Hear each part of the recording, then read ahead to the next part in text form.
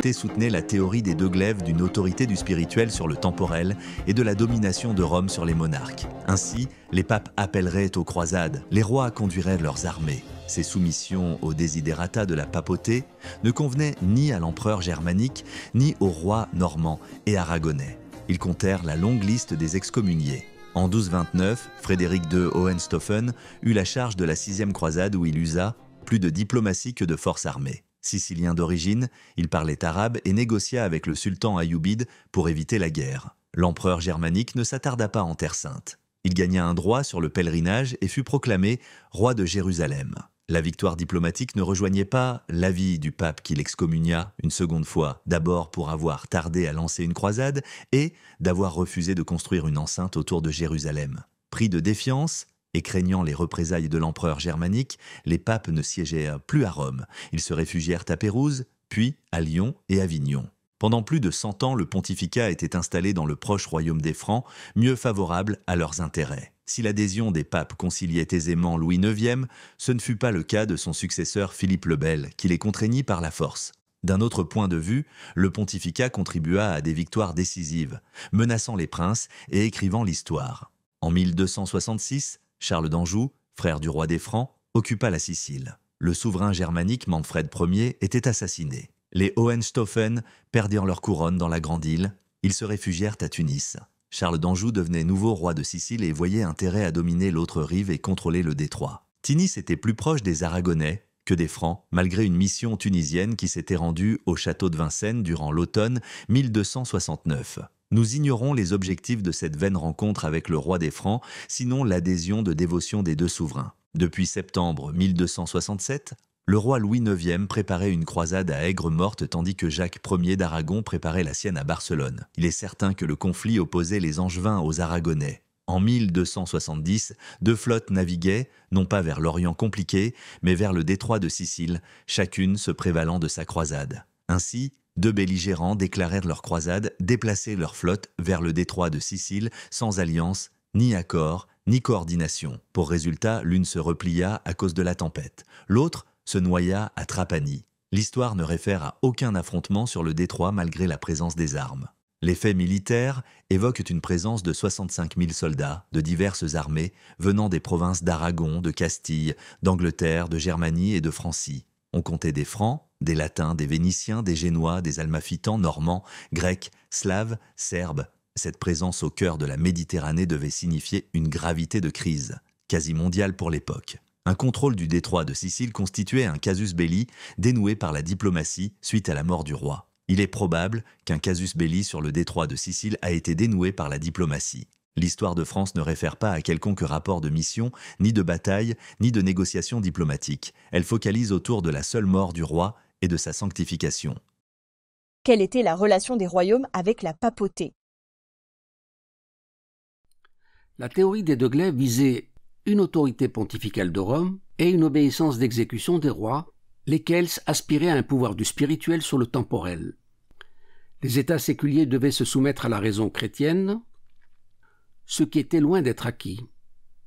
Les souverains conciliaient leurs alliances avec la raison du pape à la condition qu'elle rejoigne leurs intérêts politiques. L'obéissance était donc variable, pas toujours acquise, pas toujours rejetée. Quels étaient les rapports d'intérêt entre le royaume des Francs et la papauté? Il faut se mettre dans le contexte des relations internationales de l'époque. Le royaume des Francs était une puissance en construction, cherchant à conquérir les provinces méridionales de l'actuelle France pour une ouverture en Méditerranée et une extension vers l'Orient. Les rois francs ont dû conquérir les provinces du Languedoc, le comté de Toulouse, de Provence, du duché d'Aquitaine, du royaume de Bourgogne et des États latins d'Orient. Ils rejoignaient les papes lorsque cela appelait à une croisade contre les hérétiques albigeois et l'éradication de l'hérésie cathare.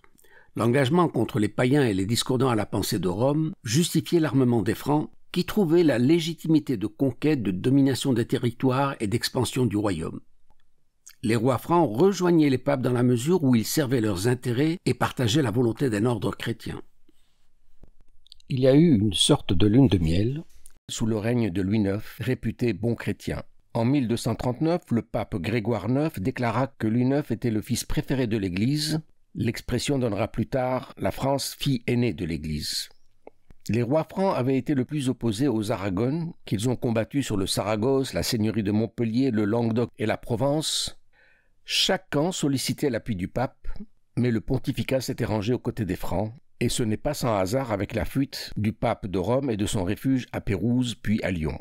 Louis IX, le très pieux roi des Francs, invoquait la foi chrétienne pour justifier sa politique et ses conquêtes, conciliant ses intérêts à l'adhésion papiste. L'opinion des papes sur la 7e et 8e croisade me semble circonspecte et insuffisamment étayée. Toutefois, les papes ont fermement soutenu les Francs contre les Aragonais et l'Empire germanique en excommuniant les souverains Frédéric de Hohenzollern, Manfred Ier, Pierre le Grand, et à nouveau ce n'était pas sans hasard avec l'installation du pontificat dans le très proche lieu du royaume des Francs. Après la mort du roi des Francs à Tunis, Louis IX fut élevé à la sainteté pour inscrire l'engagement de Saint-Louis à la postérité de l'histoire, malgré les défaillances de sa gouvernance. Cette bonne coopération de la papauté avec le royaume des Francs n'a pas été durable. La succession de Philippe le Bel emprisonna le pape, déplaça sa capitale à Avignon et contraignit avec violence les ordres militaires des Templiers et des financements de l'Église. Le pouvoir des papes était-il surdimensionné? Non, il était réel, riche et structuré. Le pontificat s'arrogeait des droits fiscaux et ecclésiastiques, ayant mainmise sur les ordres mendiants, les charges des évêques, imposition des corps militaires. Il mandatait l'armée des croisés, rappelait aux souverains leurs engagements de croisade au moyen de la grâce de Dieu ou de l'excommunication. Le pontificat était le dénominateur qui déclarait la légitimité des croisades, disait la guerre juste, combattait un ensemble de païens, infidèles, hérétiques, discordants à la raison chrétienne, réformateurs, prêcheurs, débauchés, même si eux-mêmes se disaient chrétiens, albigeois, quelque peu désobéissants au roi, insoumis au pape, divergents d'une église catholique de Rome. Pour preuve de puissance, les souverains recherchaient le soutien du pontificat en relation avec leurs intérêts. Ce soutien n'était pas mutuel. L'alliance des uns signifiait le désaveu des autres. Ainsi, les papes ont été plus proches des Francs que des Aragonais, des Latins que des Germains, pour une simple raison que les papes avaient fui Rome sous la domination germaine et s'étaient réfugiés à Lyon, proche du royaume des Francs. Toutefois, ce pouvoir armé du pape va décliner à la faveur des puissances nationales. Les interventions du pape étaient-elles neutres, objectives, décisives? Non, elles ne l'étaient pas. Leurs interventions partisanes dénonçaient les pouvoirs hérétiques ou d'antéchrist en raison de divergences politiques. En réalité, le pontificat défendait son propre pouvoir spirituel, qui devait s'appuyer nécessairement sur l'intérêt d'un pouvoir autonome, militaire et financier, qui s'effriterait peu à peu face aux revendications souveraines des nations. Le pontificat tenait à une fonction politique de contrôle, d'influence et de compromission, qui finira par déplaire auprès de toutes les couronnes. Au moment de gloire, les interventions pontificales ont été décisives pour la conquête de territoires et le contrôle de pouvoir en Francie, en Orient et en Sicile. Elles contribuèrent à la chute de certaines dynasties et de souverainetés, telles que les Hohenzollern du Saint-Empire germanique. Elles décidèrent de la sanctification de Saint-Louis et peu à peu perdirent leur pouvoir de tenir une armée des croisés et d'imposition des églises. Que se passait-il lorsque les objectifs royaux ne conciliaient pas la papauté? Les souverains qui ne se conformaient pas aux objectifs du pape subissaient diverses pressions d'excommunication, de violence, de guerre, de calomnies personnelles. Nombreux souverains vénitiens, chefs d'église ou autres évêques ont été excommuniés, frappés d'anathème, tels le comte de Toulouse, le roi d'Aragon, l'empereur germanique. Frédéric II entra en conflit ouvert avec la papauté. Leurs tensions furent si vives que les papes fuirent Rome, se réfugièrent à Pérouse, puis à Lyon, où ils trouvèrent et apportèrent un soutien plus favorable. Raymond VI, 2 fois excommunié, n'adhérait pas aux volontés du pape, personnellement dénoncé pour blasphème, de comportement de dépravé, d'avoir entretenu un harem, aimé la musique, cumulé les femmes et tenu une vie de polygame. Derrière ces accusations personnelles, il y avait essentiellement des motifs politiques. Le cas le plus célèbre fut celui d'Henri VIII d'Angleterre, qui marqua l'histoire avec sa réputation de souverain dépravé. Derrière la calomnie, il y aurait probablement des enjeux politiques à l'encontre de sa gouvernance. Le rapport de force contrarié laissait peu de choix. Convenir ou finir, c'était le diktat imposé à Raymond VI de Toulouse, contraint de se soumettre ou de mourir. Raymond VI devait alors adhérer à la religion catholique, lâcher les récalcitrants, se soumettre à l'autorité du roi des Francs. Il abandonna les albigeois qui rejetaient l'église du diable et l'autorité pontificale de Rome, et ceux qui ne voulaient pas abandonner leur foi furent brûlés vifs à Montségur en 1244.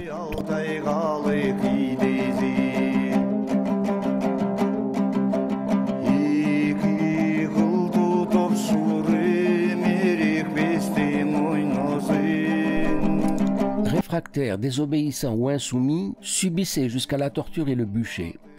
les papes réprimaient les déviances, les divergences et les hérésies religieuses.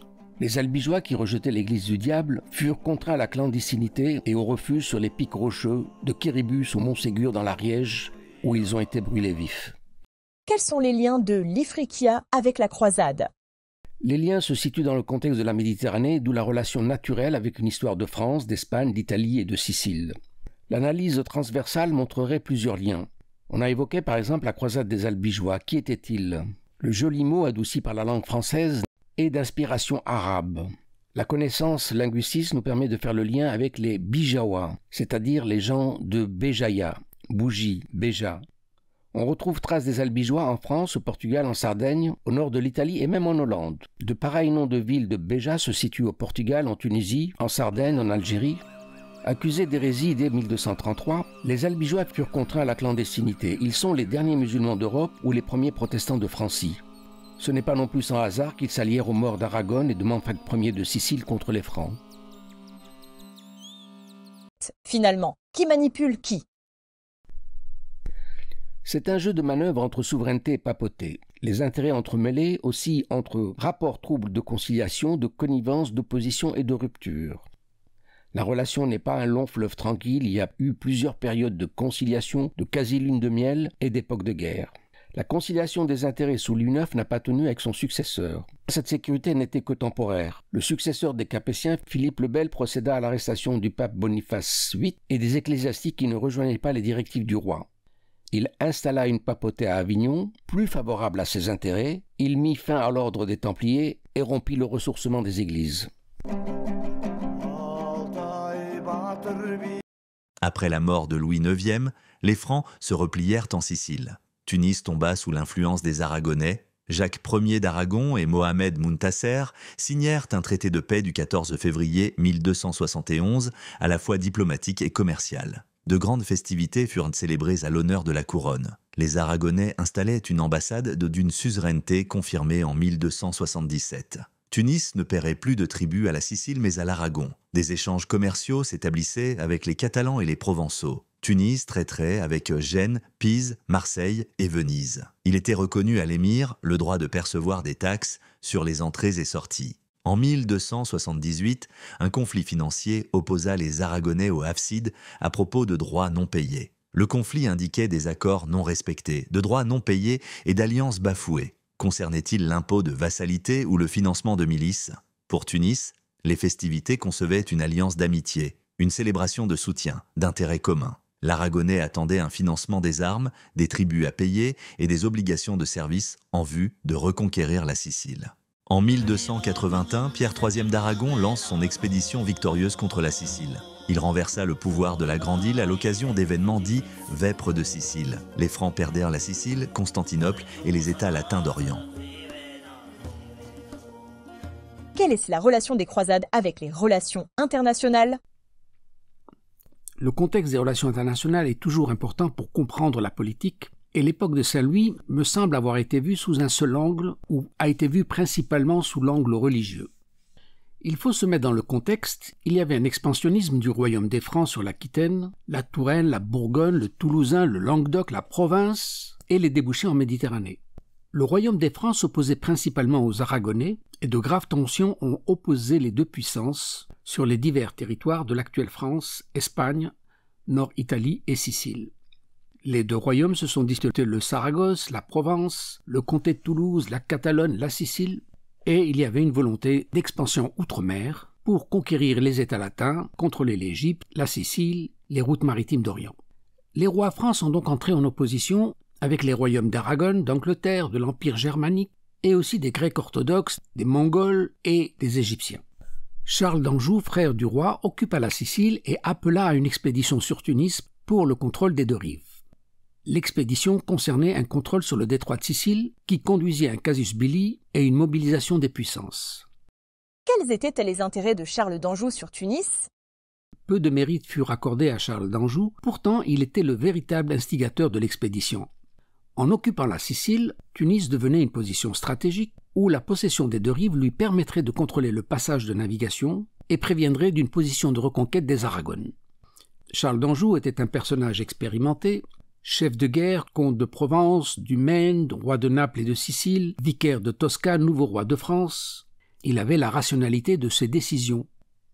Il appela une expédition d'Afrique à un détournement de flotte, il négocia le repli de ses troupes, renonça à l'expédition et rapatria ses armées vers la Sicile.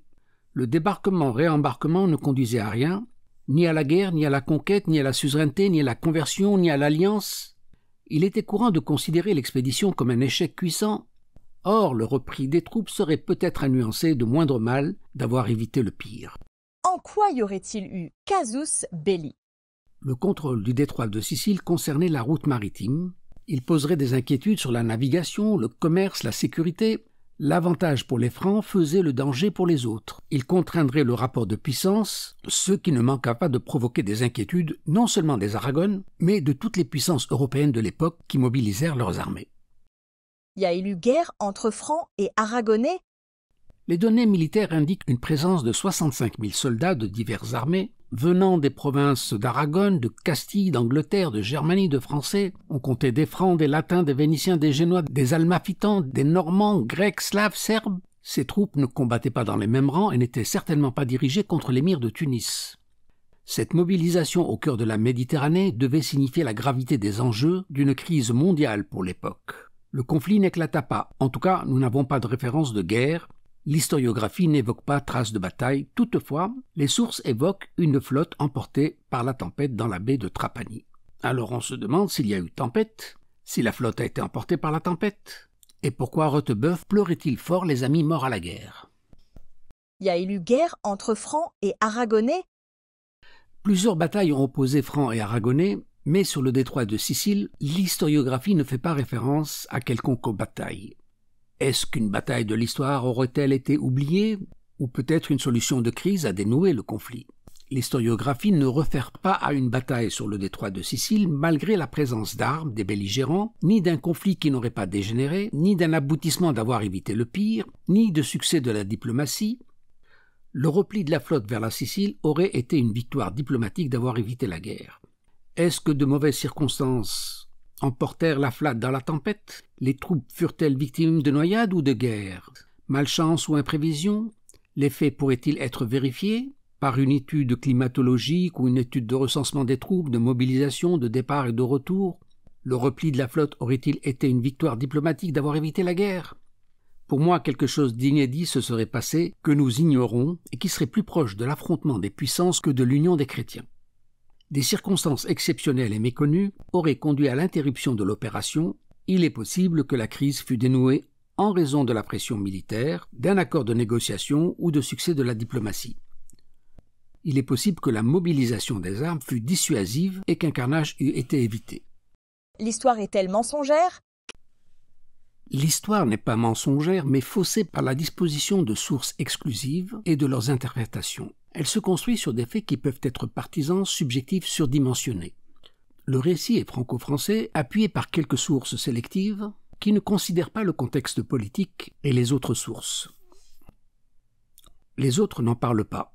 Le royaume d'Aragon a disparu, les enjeux stratégiques, géopolitiques de l'époque ne sont pas évoqués. Qu'en disent les pouvoirs de la papauté, des armées, des Aragonais, du Saint-Empire germanique, des Arabo-Ifriqiens et des missions diplomatiques?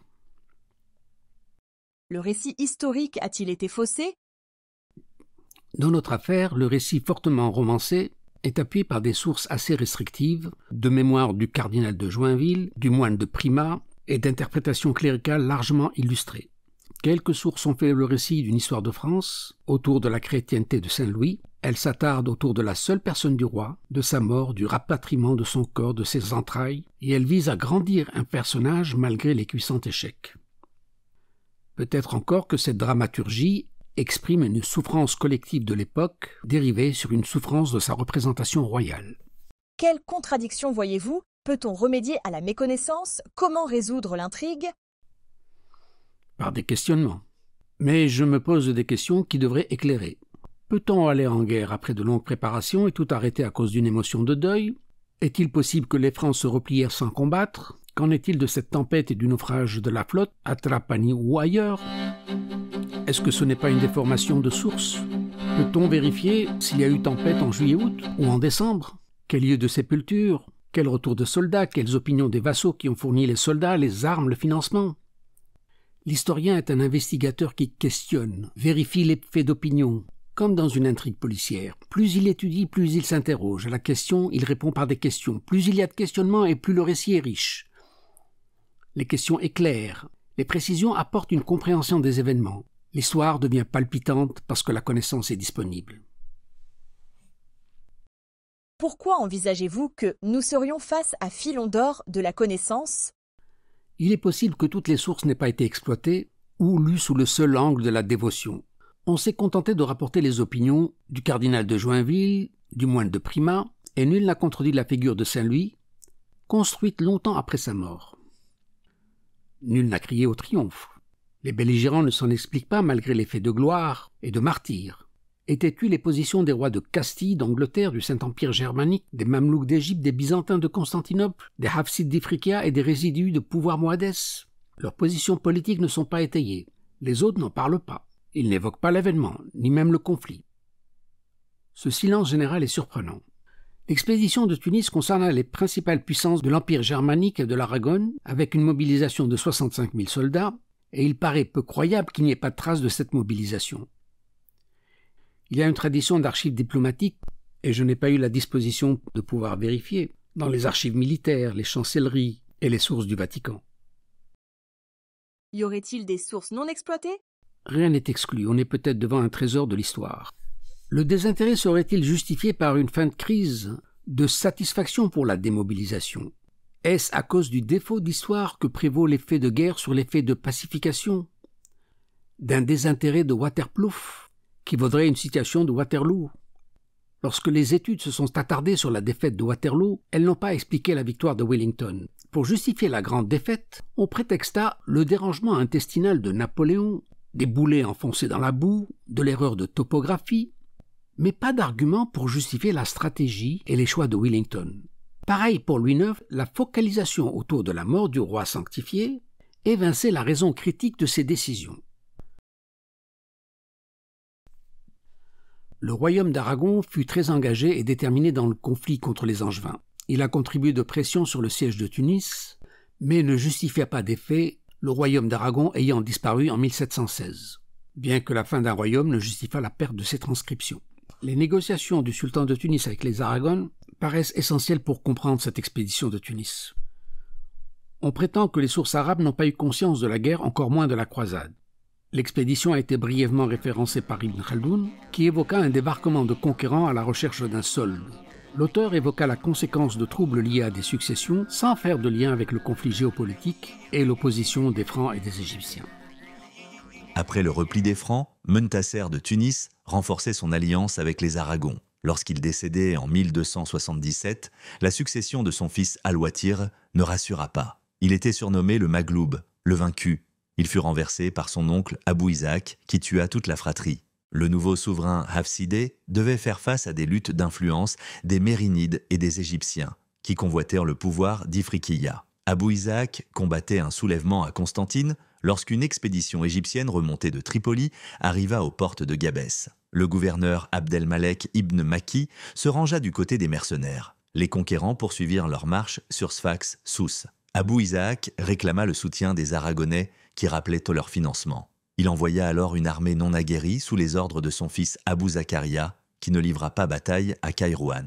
Les troupes tripolitaines et sudistes, soutenues par l'Égypte, entrèrent facilement à Tunis en 1283. Elles poursuivirent leur conquête de Bougie à la bataille de Mariajan. Ibn Abi Oumara, dit Dey el-Fadel, le dé préféré, fut installé sultan de Tunis. Sa légitimité n'était pas appuyée par la filiation, mais par la préférence. Il régna un court temps d'une année où il fit preuve d'oppression et d'intolérance, tuant les princes de la dynastie Hafsidée, exposant la tête de l'ancien souverain Abou Isaac sur le portail de la ville, supprimant les échoppes de bière, interdisant les commerces de vin et de spiritueux avec Marseille, Narbonne et Montpellier. À son tour, il périssait assassiné. Les Hafsides restituèrent la gouvernance à Abou Hafs. Oumar reprenait la gouvernance de 1284 à 1295. Le droit de Gabel était restitué en 1291.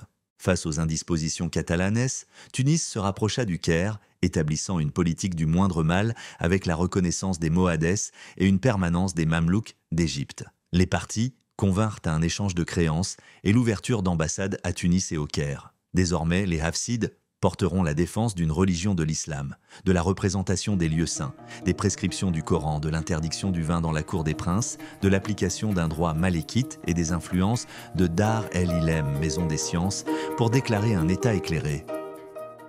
Quelles étaient les puissances en présence dans l'après-non-guerre de 1270 ? Il y avait les Hafsides de Tunis, les Mérinides au Maghreb extrême, les Mamelouks en Égypte, les Aragones dans la Méditerranée, avec le Saint-Empire germanique, le royaume des Francs et plusieurs petits royaumes de la péninsule italienne, mais les États-nations n'existaient pas encore. Qui étaient les alliés du roi de Tunis ? Ce n'étaient pas les Francs, ils ont été considérés conquérants et se sont repliés.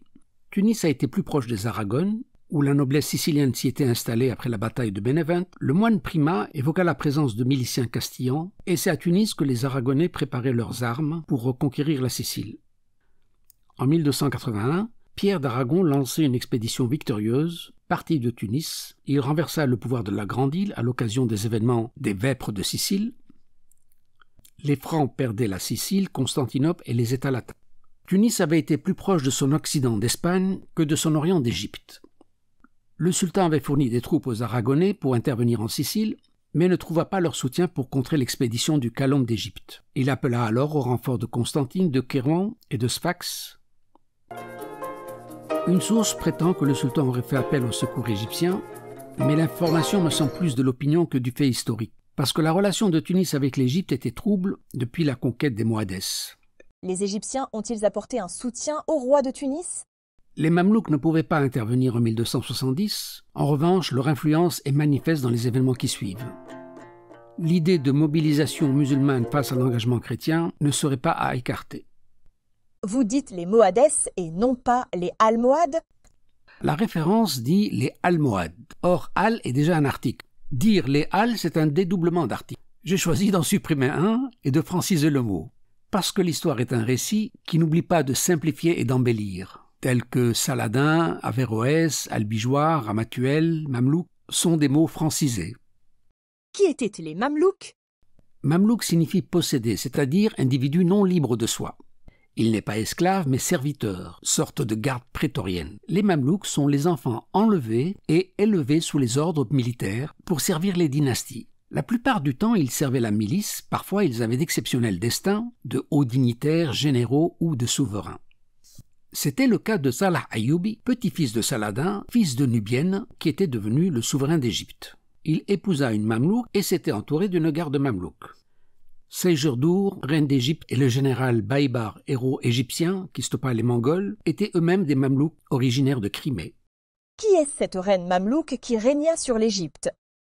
Elle était l'épouse du souverain. Lorsque Salah Ayyoubi décéda à cause d'une gangrène mal soignée, Seygerdour tut la mort du souverain et assuma la gouvernance à un moment crucial de la 7e croisade lorsqu'il fallut négocier le départ des Francs.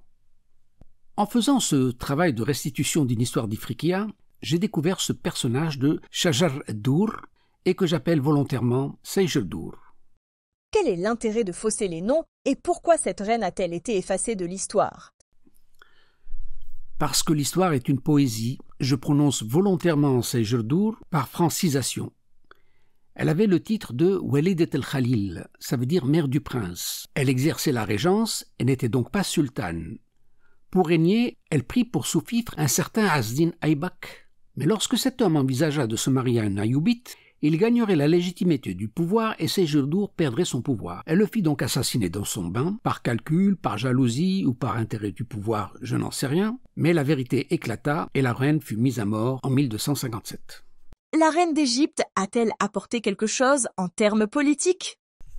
Seygerdour régna un court terme, mais à un moment crucial de la défaite des Francs et de l'emprisonnement de Louis IX. Elle négocia les conditions de paix, de paiement d'une rançon, de libération du roi, et du repli des Francs qui perdaient leurs influences sur les États latins d'Orient. Cette victoire était décisive parce qu'elle permettait aux Égyptiens de renforcer leur puissance militaire, de faire face aux Mongols et de stopper leurs invasions. Qui étaient les personnages de Dey el-Magloub et Dey el-Fahadel ? Quels furent leurs rôles et intérêts pour Tunis ? Marloub est le roi défait, Fadl est le roi préféré. Le sultanat hafside de Tunis s'était coupé des Mohades, lesquels avaient été vaincus à Las Navas de Tolosa en 1212. Le petit royaume était en proie à de nouvelles ambitions des Francs, des Aragonais et des Égyptiens. Lorsque les Francs perdirent en Égypte, en Sicile et même à Constantinople, Tunis devenait attrayante pour la conquête égyptienne. Après la mort du Montassar de Tunis en 1277, les choix stratégiques furent déstabilisés, l'alliance avec les Aragones perturbée. Le successeur, qui n'était pas à la hauteur des enjeux, a été dit Marloub.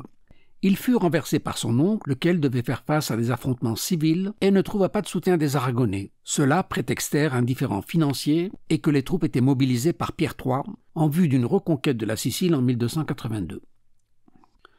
Dans le même temps, le Kaloum d'Égypte lança son expédition d'Afrique qui prit force à Tripoli, Gabès, Fax, Sousse et entra facilement à Tunis en 1283. Ibn Abi Oumara devenait le nouveau souverain, dit Dey el-Fadl, c'est-à-dire le préféré. La gouvernance était marquée par la préférence. Il a été présenté comme le petit-fils du souverain, ayant survécu à la dynasticide. Ibn Khaldoun rapporta le récit de cet imposteur qui abusait d'une rumeur de ressemblance. Dey el-Fadl régna un court terme, où il imposa des règles islamiques strictes. Il rompit les traités de commerce avec les Aragonais, mais en 1284, il fut destitué par Omar ibn al-Hafs, qui malgré tout privilégia ses rapports avec l'Égypte aux dépens des Aragones. Omar leva une coupe d'amitié à l'honneur du Kaloum d'Égypte. Il y avait du vin dans El-Fakour des princes. Il semble que oui. Le commerce de vin interdit sous Ibn Omar fut restitué par le nouveau souverain de Tunis, mais les Mamelouks lui rappelèrent les préceptes du Coran et la proscription du vin en islam.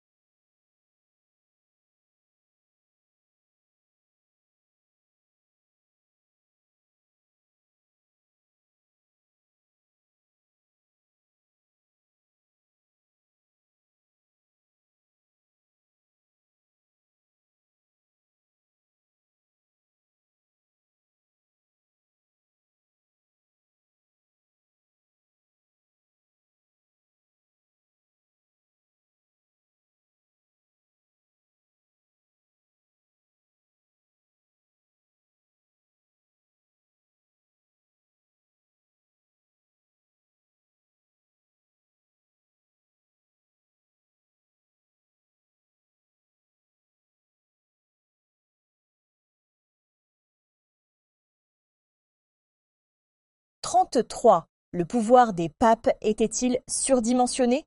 34. Les interventions du pape étaient-elles neutres, objectives, décisives? 35. Que se passait-il lorsque les objectifs royaux ne conciliaient pas la papauté? 36. Quels sont les liens de l'Ifriqiya avec la croisade? 37. Finalement, qui manipule qui?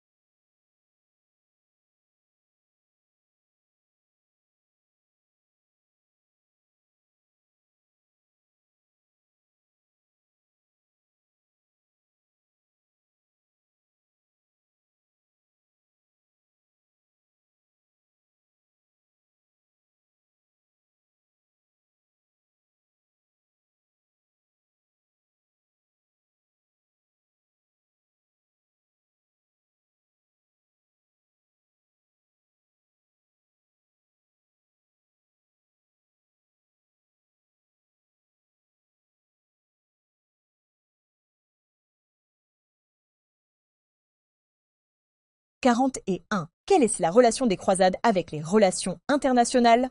42. Quels étaient les intérêts de Charles d'Anjou sur Tunis? 43. En quoi y aurait-il eu casus belli? 44. Y a-t-il eu guerre entre Francs et Aragonais? 45. L'histoire est-elle mensongère? 46. Le récit historique a-t-il été faussé? 47. Quelle contradiction voyez-vous? Peut-on remédier à la méconnaissance? Comment résoudre l'intrigue? 48. Pourquoi envisagez-vous que nous serions face à filon d'or de la connaissance?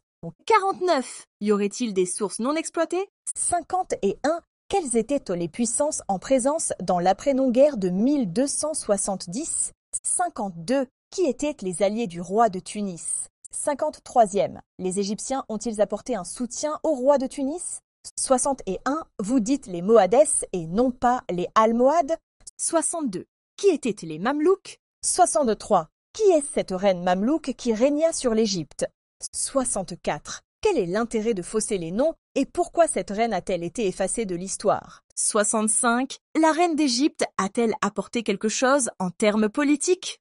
66. Qui étaient les personnages de Dey el-Magloub et Dey el-Fahadel? Quels furent leurs rôles et intérêts pour Tunis? Question 6.7. Il y avait du vin dans El Fakour des princes.